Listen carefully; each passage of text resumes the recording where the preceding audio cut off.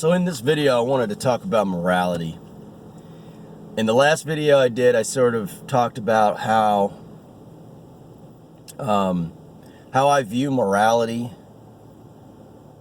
and what I refer to as comparative analysis, juxtaposing Christianity versus atheism to try to figure out what's the best worldview and how the two are at odds with each other. And I find it a useful tool to jump back and forth between and do just a comparison between them. And so in this video, I want to talk about morality, what it is, and I want to talk about how both worldviews view morality, and who has the best view of morality. So society. Let's talk first about society. Society is obviously a group of individuals, and when you have a group of individuals are shaped by their worldviews. So your worldview can shape your morality, and your morality shapes your motivation, especially your motivation in regards to how you treat one another. And so the motivation shapes your behavior. So when you have a society that is either genetically and or geographically isolated, you have a culture when you have a continual sort of pattern of behavior. So your morality affects your behavior ultimately, and your behavior becomes your culture. So it's morality affects culture. It's intertwined with culture. And so Western civilization has a certain culture. And I would say that Western civilization is sort of a dichotomy of two worldviews. You got your Greco-Roman side, you got your Judeo-Christian side. So there's this tension between the two. So Greco-Roman, I would describe Greco-Roman to be more of expansive humanism for humanist's sake. The idea of expanding a kingdom and expanding knowledge in the earthly realm. Whereas Judeo-Christian is more of a spiritual mindset. That's not to say that Greco-Roman doesn't have a spiritual side as well, and that Judeo-Christian doesn't have a very practical, ultimately utilitarian side to it either. It's just to say that what are the emphasis on both worlds? Greco-Roman is more about the spread of borders, the spread of your culture, the spread of human knowledge for knowledge's sake. Whereas, and it's also tied into this, and this is going to be important, is this concept of an appetite. Okay, it's the human appetite. Whereas Judeo-Christian is more in the concept of expanding one's character, and doing that, it actually does it in terms of modification or limitation on appetite. And so, whereas Greco-Romans sort of looking at on an earthly level, Judeo-Christian is more concerned with the world to come. So this world versus the world to come. So that's where we are as far as, I wanted to establish that in regards to Western civilization. And so the European Western civilization mindset that we have today was, I would say, shaped by Enlightenment thinking. And so in the Enlightenment, the Enlightenment was a mixed bag. A lot of good came out of the Enlightenment, but one of the things that came out of the Enlightenment that was bad was humanism and atheism. They're tied. They're almost synonymous with one another to a certain extent. The Enlightenment period was this idea that man is the apex of the world, and the mind, because of the mind of man. So the mind of man was capable. It's this idea that the mind of man is capable of amazing feats. We could grapple with the world, we could shape the world, we could change the world. All of these things are really positive when you think about them. The natural outcropping of that is this idea of libertarian freedom for men. Now, the irony of this as well is that when you think about Enlightenment thinking, one of the things that you often would think about would be Charles Darwin, this type of evolution thinking. And so what's interesting is that while you have this thrust for man, the exaltation of man and the mind of man and the capability of man, and thereby saying man needs to be free to pursue these pursuits, at the same time, out of this thinking comes evolution, and evolution is tying men into categories in racial terms. So Charles Darwin was an utter racist and believed, ridiculous stuff in regards to who was the better, more evolved man. And this is going to be important when you think about morality, just from philosophically, and how this affects culture today. So Enlightenment thinking. So in the natural logical step is to say that men are great. And they need to be free to pursue and explain and enhance the world. So the concept of monarchs and this sort of thing really took a hit. And the natural, a logical following to that would be, and this was the negative, that if we're loosing the chains of earthly tyrants, why do we continue to keep a heavenly tyrant in mind? So this is where atheism really found a home. And so Western civilization was shaped very much so by the Enlightenment, and in the nub of the Enlightenment, or attached to it, parasitically attached to it, is this atheistic concept. Now, not everybody was obviously atheist. There was this tension in the Enlightenment in this regard. So, and to point that out, I want to point out the difference between the French and the American Revolution. So when you look at the French Revolution, they went full bore with the secular idea of man's liberation, and also from liberation from earthly kings and heavenly kings. So when they went after the earthly institutions, when they went after government, they didn't stop there. They went after the church as well.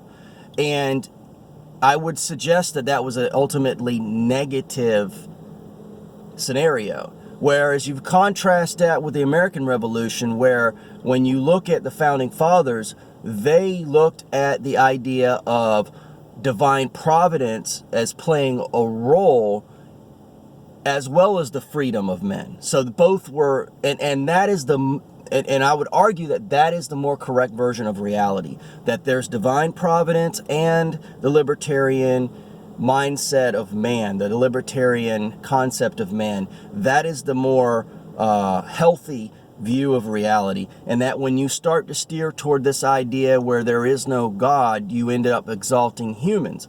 And so what ends up happening is that in this zealous quest to free yourselves of both the earthly and the heavenly monarch, you end up enslaving yourself to an earthly monarch, because you exalt humanity necessarily. You have to organize yourself, and then the best supposedly rise. So the French Revolution, as an example, they threw off the king and then replaced him with Napoleon. So they didn't really get anywhere. And that's the irony of this, is that the expressed goal never really gets attained. And that's a pattern that you see a lot. When you throw God off, and you're throwing away logic. And when you throw away logic, well, let me rephrase that. When you throw God away, you're throwing away morality. When you throw away morality, you're throwing away logic. I'll try to establish that link between morality and logic. And when you throw away logic, you're never going to get anywhere. You're never going to attain the goals that you're looking for. So one of the things that also you need to think about is like morality is order. So order is the opposite of chaos. Chaos is evil. When a culture throws away God, it's left defenseless against evil because, and we see this today, it can't even accurately describe what evil is anymore. Because morality has devolved at that point into simple utilitarian choice. And you've got a ton of people all making choices. So think about this in terms of evolution, right? Well, let me back up just a step before I take it to evolution. So here's a prime example of how morality is tied to logic, and you can't remove the two. The abortion debate. So if you go, what is the abortion debate? Pro-choice is the concept of utilitarian choice. It is, it would be preferable for me not to have a baby, but yet I'm going to be having a baby. So it's an arbitrary utilitarian choice that is made by the individual. There's morality in that. You have to deal with that morality. So how is it dealt with? You cannot say you're killing a baby, because that would be to admit morality and admit that you are abusing morality. So what do? You say, that's not a baby. So you see what happened there? Because how do you say that that's not a baby when biology says that that is a baby? So you see what just happened there. Biology is logic. It's how things work. It's the steps of reality. This equals this equals this. Procreate. This is procreation. This is how reality works. So you've made a statement that reality isn't reality anymore. This isn't a baby. No, biology says it is a baby. So in order to avoid the morality of the situation, you've necessarily thrown out the logic in the situation. So remember that atheists say there's no God to be accountable to. So the ultimate effect of this is to say that every individual is in fact their own God. So it exchanges the concept of a universal order for individual appetites. Atheism is the exaltation of self, ultimate humanism. See, it often comes in the form of humanitarian freedoms or collective protection, but ultimately it just comes down to selfish motivation. And what happens is that instead of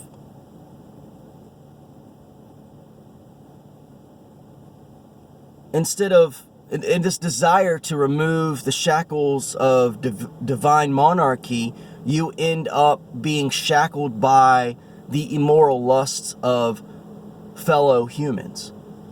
That's the exchange that you make. And so to evolution. So evolution is the guiding principle order of atheism.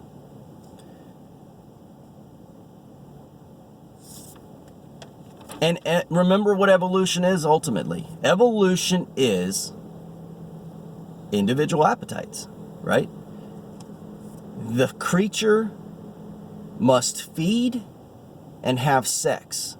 And it is said in evolution that the best at doing this is the most highly evolved.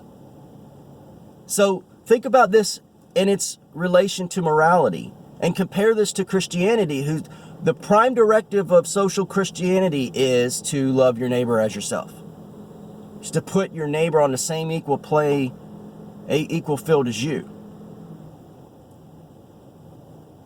Whereas evolution says you're your own God, and the best at fulfilling appetite wins. Who defines the appetite? Who cages it? Who restrains the appetite in the atheist paradigm? That's the problem that we run into. So bias against Christianity, I would argue, is biased against morality. This is why atheists hate Christianity. Ultimately. And when this happens, they might not realize it, but it leads to them behaving illogically and irrationally. And so, I get it. I know atheists say that they can be as moral as Christians can be. And, anecdotally, that can be true. I actually am, I'm tired of the argument on this, because honestly, it's a stupid argument. Atheists make this. First of all, Christians never say this. And you have to check your premises when you are taking, when somebody makes an argument and you twist that and answer a question that was never asked. Christians never say atheists can't be moral. Never. I've never heard a Christian say this. Now, I would argue, and I'm going to start arguing this, I think Christians are far more moral than atheists are. Now, you can pick and choose and say, well, let's look at that Christian. I mean, God knows you can look in the Christian church and see all sorts of disgusting behavior. There's no question about that. So if you want to pick the best of atheism and then point them out in comparison to the worst of Christianity, you're going to win that all day long on the atheist side of things. But, look at what atheists do. Generally, as a and what Christians do. Who's doing the amount of charities in this charity work today and in the past? It's Christians. Christians have been doing this stuff forever. If you do a Google search of atheist charities, you hardly find anything. And then when you do, if you look at what their goals are just to say atheists can do this too, or we're as good as. Well, who are they as good as? Christians. So they're comparing themselves to Christians. Everyone knows Christians are the more moral in regards to how they the practically moral. and the Christian worldview isn't to say that atheists aren't moral. The Christian worldview is to say, why would what is the justification for an atheist to behave moral? Obviously atheists are moral. Very decently moral people in a lot of ways. But the question isn't, are you moral? The question is why are you moral? What's the point of morality? Whereas atheists say, well, morality was just some evolutionary creation to perpetuate speciation of humanity. It's best. We've discovered, evolution's discovered that we would thrive better in a moral culture, or whatever nonsense they would say.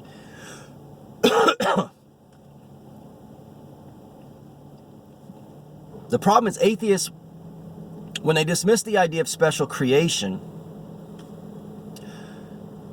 they necessarily tie morality to evolution. And again, they say that we evolved evolution as a mechanism to survive. So remember what evolution is, though. Evolution is a theory of change over time. That necessarily makes morality subject to change. And so, therefore, morality is arbitrary, depending upon where you find yourself in a timeline. If morality and logic are tied together, this is not reality. It's untrue. It's an untrue statement. Remember, you can't have evolved morality if logic is attached to it, because logic always is and always will be. Therefore, morality must be as well. 2 plus 2 equals 4. It didn't equal 3 in the past, and it's not going to equal 5 in the future. Rape is not good, never was, never will be. First-degree murder is the same. But you can argue that rape and murder are a good thing in evolution. You can actually make that argument, because evolution pushes the idea you must survive. And it does so on the backs of the death of competitors. Necessarily. This is by definition. So, what makes more moral sense? What makes the most sense? That there's a changing or personal morality that can conflict and contract with everyone else's, or that there is one true morality, and that we're all just arguing over who's the closest to it.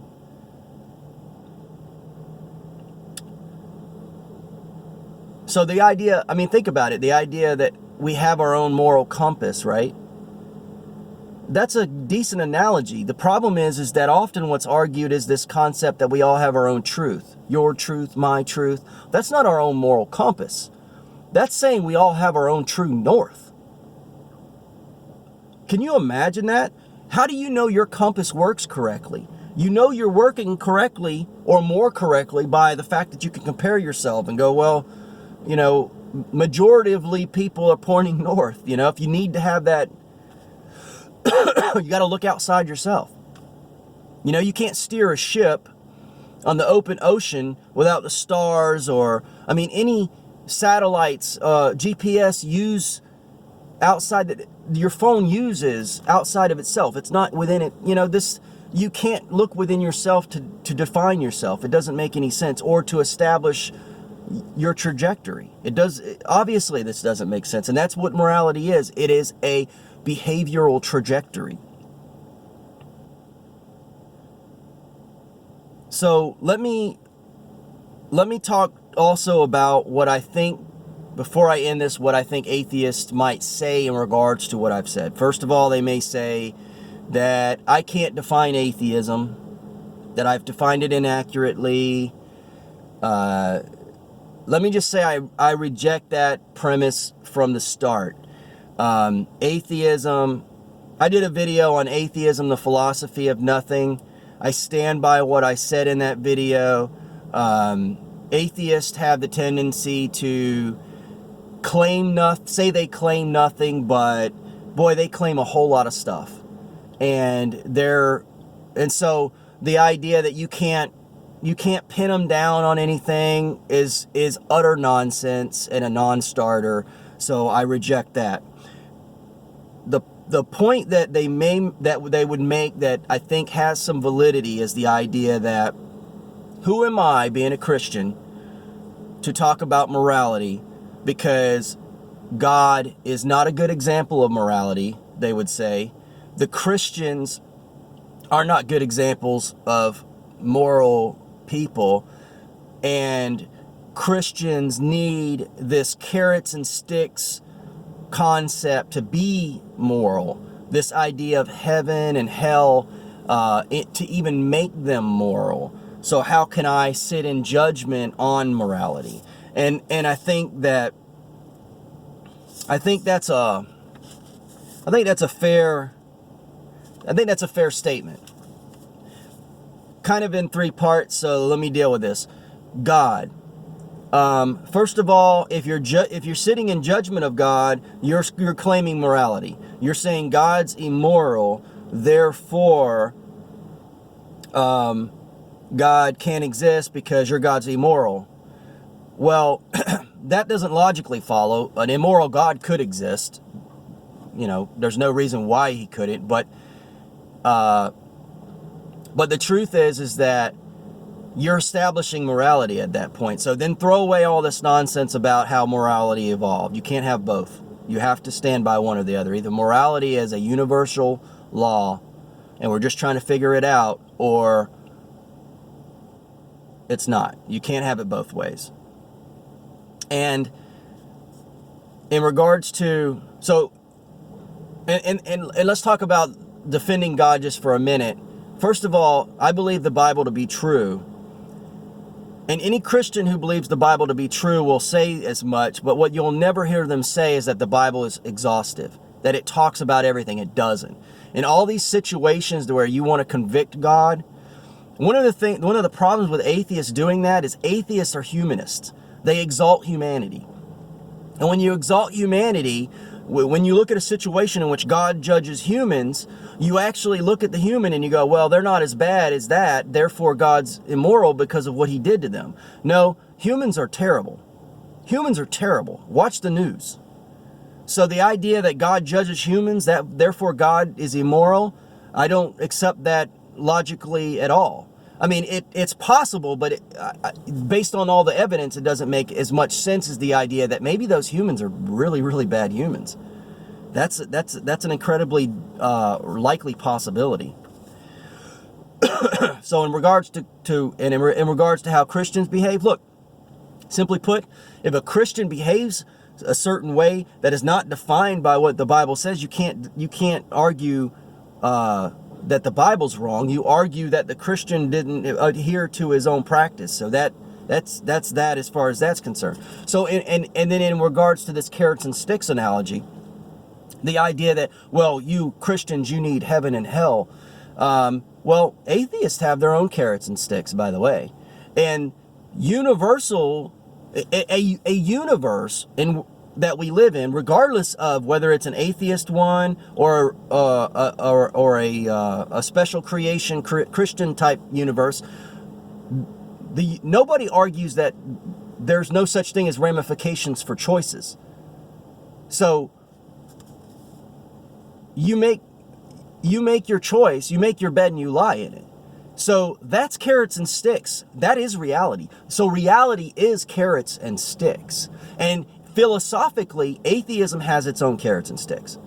So atheist, the stick for atheist is there is no eternal judgment coming. There is no ultimate justice coming. This life is all you have. Basically, do the best you can, as long as you can. When you die, that's it. That's a stick. The carrot, though, that they provide to you is this. As long as you're alive, you're your own God. You don't have to adhere to any sort of Bronze Age God who's trying to put rules on you. You're free to do whatever you want and define yourself in whatever way you want to define yourself. That's a carrot right there. So you have carrots and sticks both directions. So that argument fails. You can't make that claim. Everybody's dealing with carrots and sticks.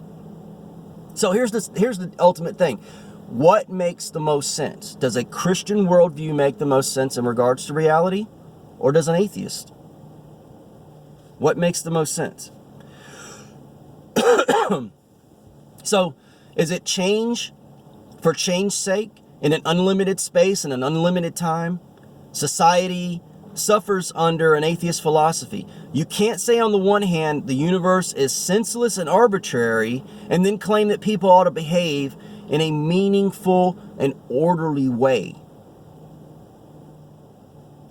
This is why Christianity makes far more sense when it comes to reality than atheism does.